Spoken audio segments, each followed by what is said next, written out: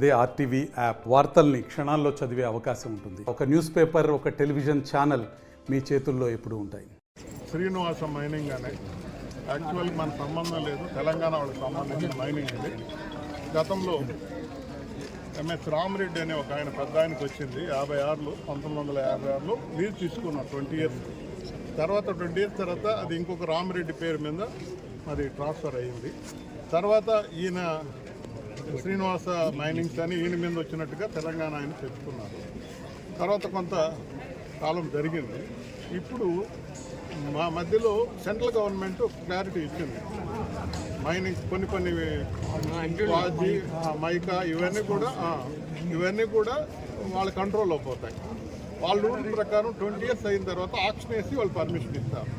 అలాంటిది ఏమీ లేకుండా ఏడీ గారు చేస్తున్నటువంటి దుర్మార్గం ఏంటంటే, ఆయన పర్మిషన్ ఇచ్చేస్తానంటే రికార్డెడ్గా ఉండాలి కదా. ఒక పర్మిషన్ రావాలంటే మైనింగ్కి పొల్యూషన్ ఉండాలి, పొల్యూషన్ సర్టిఫికేట్ ఉందా, గ్రీన్ ట్రిబ్యునల్కి సంబంధించి నిబంధనలు ఉండాలి, పర్మిషన్ ఇవ్వాలి, అది ఉందా? ఇవేమీ లేకుండా ఆయన ఇచ్చేస్తానంటే అది ఉందంటే అసలు అదైనా చూపించమని మేము అడుగుతున్నాం. ఆ పేపర్ అయినా, మీకు పర్మిషన్ ఉన్న పేపర్ అయినా మాటల్లో చెప్తున్నారు. వాళ్ళు దొంగలు అని చెప్పేదానికి నిన్న మేము ఈ రకంగా పోతున్నామని సబ్ కలెక్టర్ని, డిఎస్పీ గారిని కలిసిన తర్వాత మరి మా వాళ్ళు మాట్లాడుకున్న తర్వాత ఎప్పుడు తెలిసిందో రాత్రి పేర్లు ప్రదాదాలన్నీ కూడా పక్కకు మళ్ళీ ఇచ్చేస్తారు. ఆ వీడియోస్ కూడా ఉన్నాయి. అక్కడ ఉన్నటువంటి బండ్ల మిషన్లు కూడా అన్నీ కూడా పక్కకి. ఏంది అవసరం ఏముంది? నీకు రాజపత్రం ఉంటే, పర్మిషన్ ఉంటే నువ్వు ఈ రకంగా చేయాల్సిన అవసరం ఏముంది? ఒక పోలీస్ అధికారి వచ్చి వాళ్ళ తరఫున మాట్లాడతారు, వాళ్ళకి అన్నీ ఉన్నాయంటారు. నువ్వు చూసావా? ఏం ఇదే అవసరం లేదంటారు. దుర్మార్గంగా మాట్లాడుతున్నారు. వ్యవస్థకే నష్టం. ఇట్లాంటి అధికారి వల్ల వ్యవస్థకే నష్టం.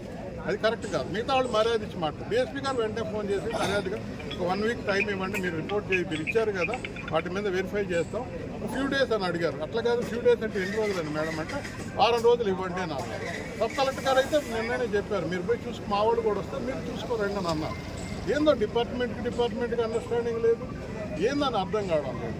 సరే, ఇదే రకంగా ఏడీ మైనింగ్ పర్మిషన్ తీసుకోవాలంటే మైనింగ్లకి అంత అట్టే తీసుకొని ఇస్తున్నారా? నాకు లెజిస్లేటివ్గా నాకు హక్కు ఉంది, మా మండల ప్రెసిడెంట్, మా మండల ఎంపీపీకి హక్కు ఉంది, సర్పంచ్కి హక్కు ఉంది, ప్రతి పౌరుడు కూడా చూసుకోవచ్చు. లీజు హోల్డర్ అతను అంతే, హక్కుదారుడు కాదు, లీజు హోల్డర్. లీజు తీసుకుంటే లీజు ఏ నిబంధనల ప్రకారం తవ్వుతున్నారు, లోతుకి వెళ్తున్నారు లేదని ప్రతి పౌరుడు పరిశీలించే అధికారం ఉంది. అది లేదని మాట్లాడడం కరెక్ట్ కాదు. ఏందో వాళ్ళ పక్కన మాట్లాడుతున్నారు కొద్దిమంది, అందరిని అనలేదు, కొద్దిమంది పోలీసులు. అది కరెక్ట్ కాదనేది మా భావన. ఈ ప్రజాస్వామ్య యుద్ధంలో అందులో ప్రజాప్రభుత్వాలు ఉండేది, ప్రజల్ని కించపరిచే విధంగా వ్యవస్థలు ఉండకూడదనేది నా భావన. అందుకే నేను ఖండిస్తున్నాను. ఈ దుర్మార్గం కరెక్ట్ కాదు. ఈ రకమైన బ్రిటిష్ మెంటాలిటీ తీసుకొని పోలీస్ డిపార్ట్మెంట్లో అస్సలు కరెక్ట్ కాదు. తగ్గిన మూలం చెల్లించుకుంటారు, దాంట్లో ఇంకొక ఆలోచన ఉండదు.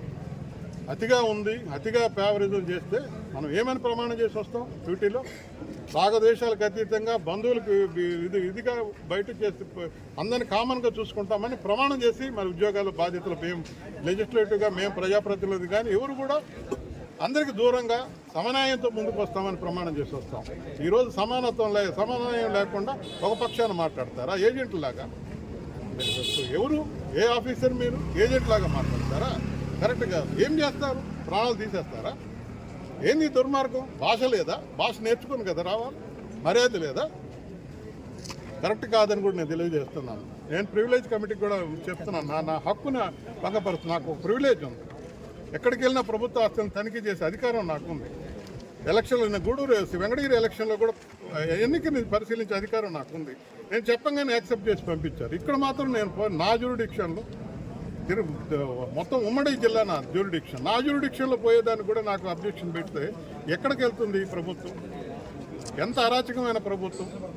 కూటమి ప్రభుత్వం ఇది. ప్రజలను కూల్చే ప్రభుత్వం అర్థం కావడం లేదు. ప్రజా మనోభావాలు దెబ్బతీస్తూ ఉన్నారు. దీని మీద వాళ్ళని గౌరవించి ఒక 1 వీక్ పోస్ట్పోన్ చేస్తున్నాం. 1 వీక్లో సరైన కాగితాలు లేకపోతే అలా రెట్టింపు ఉత్సాహంతో మేము పోయి చూసుకోవడం, ఇది చట్ట ప్రకారం. మరిన్ని వీడియోస్ కోసం ఛానల్ ని సబ్స్క్రైబ్ చేయండి, లేటెస్ట్ అప్డేట్స్ కోసం వాట్సాప్ ఛానల్ ని ఫాలో చేయండి, అండ్ లింక్ డిస్క్రిప్షన్ లో ఉంది.